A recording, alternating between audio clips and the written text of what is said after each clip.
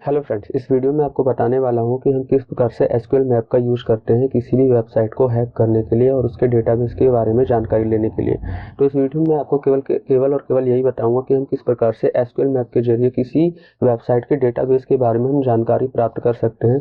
तो इसके लिए मेरे पास एक वेबसाइट होनी चाहिए, जैसा कि मेरे पास यहाँ पे एक वेबसाइट है एक्यूंटिक्स नाम की। मैं इसको कॉपी कर लेता हूँ और कॉपी करने के बाद इसको मैं पेस्ट करूँगा। मैं इसे यहाँ पेस्ट करता हूँ। सबसे पहले मुझे एसक्यूएल मैप टाइप करना है। SQL map done hyphen you type करने के बाद आपको यहाँ पे उसका लिंक पेस्ट कर देना है। पेस्ट करने के बाद यहाँ पर आपको,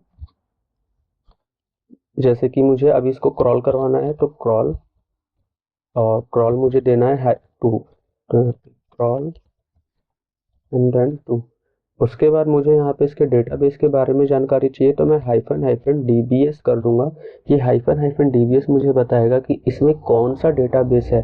एंड देन मैं यहाँ पे हाइफन बैच दूंगा, क्योंकि ये जो बैच है ये मुझे बार बार एंटर नहीं करने देगा, क्योंकि एसक्यूएल मैप का प्रॉब्लम ये है कि जब भी हम इसको यूज़ करते हैं तो ये हमेशा जो है येस और नो जो है एंटी मांगता रहता है, और ये मैं बार बार ना करूँ इसके लिए मैं बैच दे रहा हूँ। अगर आपको इसके बारे में जानना है तो इस पर मैं कभी और डिटेल में वीडियो बनाऊंगा, बट अभी फिलहाल मैं केवल और केवल ये बता रहा हूँ कि हम किस प्रकार से डेटाबेस के बारे में जानकारी इकट्ठी कर सकते हैं। अब मैं एंटर करता हूँ और हमें थोड़ी देर वेट करना है।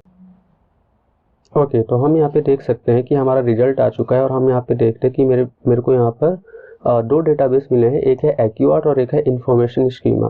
तो सबसे पहले हम एक्यूआर्ट के बारे में इन्फॉर्मेशन लेते हैं कि ये एक्यूआर्ट किस प्रकार का डेटाबेस है और इसमें क्या क्या चीज़ें हैं। तो इसके लिए फिर से मुझे एसक्यूएल मैप टाइप करना होगा, एसक्यूएल मैप, और आपको सेम कमांड वही देनी है। मैं यहाँ पे कर लेता हूँ। सो यहाँ पे इसे मैं बैक करता हूँ। तो मुझे एक्यूआर्ट के बारे में जानकारी चाहिए, तो मेरा डेटाबेस है मैं यहाँ पे हाइफन डी का यूज करूँगा, हाइफन डी, और उसके बाद है मेरा एक्यूआर्ट।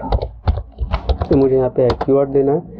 फिर उसके बाद मुझे एक्यूआर्ट में से पूरी की पूरी जानकारी चाहिए, तो मैं यहाँ पे टेबल्स करूँगा, हाइफन टेबल्स, एंड देन ये बैच एंड एंटर।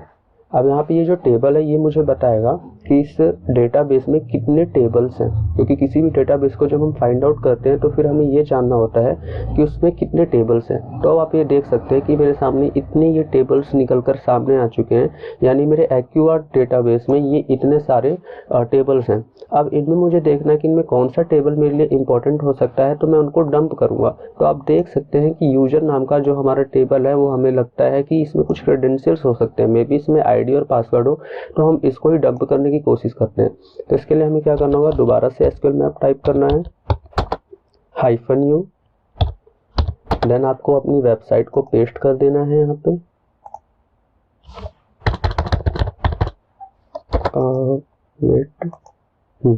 आपको ये पेस्ट करने के बाद फिर यहाँ पे आपको हाइफन क्रॉलिंग इसको करवानी है, ये आपको हमेशा देना है, क्रॉल टू।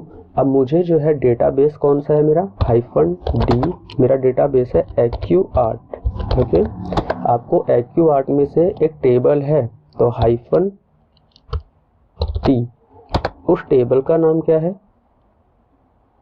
सॉरी, हमारे डेटाबेस का नाम है एक्यूआर्ट। ओके, या हमारे टेबल का नाम एक्यूआर्ट है और उसमें टेबल है, तो वो टेबल कौन सा है मुझे वो डंप करवाना है। तो यहाँ पे मुझे क्या करना होगा, हाइफन टी, और उसके बाद ये यूजर्स नाम का जो टेबल है मुझे इसे डंप करवाना है, किसमें से, मेरे एक्यूआर्ट डेटाबेस में से। तो अब मैं क्या करूँगा, एंटर करूँगा। हमने यहाँ पे एक चीज़ नहीं किया, हमें सबसे पहले दोबारा एसक्यूएल मैप टाइप करना है। एसक्यूएल मैप टाइप करने के बाद मुझे यूजर्स चाहिए, यूजर्स नाम का टेबल चाहिए, तो मैंने डंप नहीं करवाया, तो मुझे डंप भी करवाना होगा। तो हाइफन डंप ऑप्शन का मैं यूज करता हूँ, ताकि इसके अंदर जो भी क्रेडेंशियल्स है ये उसको डंप करे। फिर मैं एंटर करता हूँ और अब देखते हैं।